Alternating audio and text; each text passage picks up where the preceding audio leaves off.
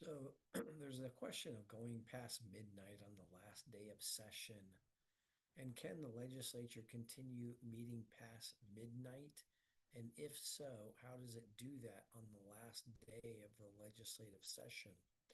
Well, Joint Rule 51 deals with the legislative calendar and establishes the start of the interim recess in the first year or the odd numbered year of the biennium session, as well as the start of the final recess in the second year or the even numbered year of the biennium session.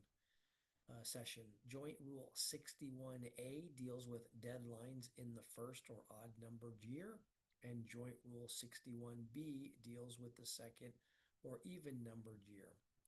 When the California Legislature adjourned its 2025 session, it did not adjourn it sine die. Instead, that occurs after the conclusion of the second year of the 2 year session on November 30th, 2026.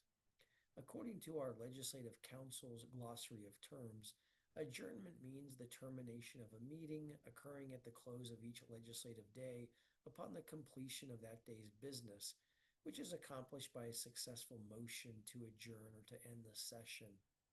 Now, in order for the Assembly and Senate to adjourn, a motion to adjourn is made, and that motion to adjourn is not debatable and it cannot be amended.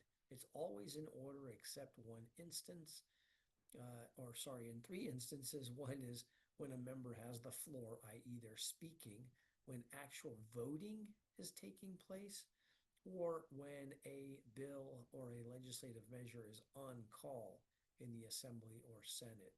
It is a motion that requires a simple majority vote. Now, this is distinguished from the adjournment sine die, which in Latin basically means adjourning without days. Again, according to the Legislative Council's glossary of terms, that phrase means that there are no more days left in the session, and it's used to describe the final termination of the 2 year legislative session.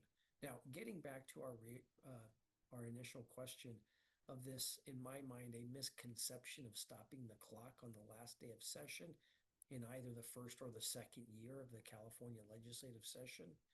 In neither event does it happen. Now, in the second year of session, the Constitution requires adjournment basically at midnight on August 31st, with five specified types of bills that are exempted from this deadline, which is just a very small number of bills.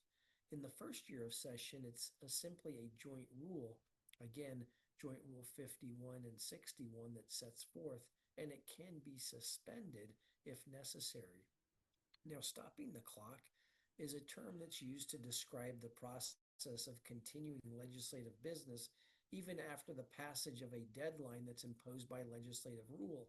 However, there's no provision in California law or the rules of the California state legislature to so called stop the clock. In fact, the Constitution, rather than a legislative rule, prohibits bills from being considered after August 31st in the second year, again, except for five types of measures. So basically, there's only a small cadre of types of bills that can be considered after midnight on August 31st.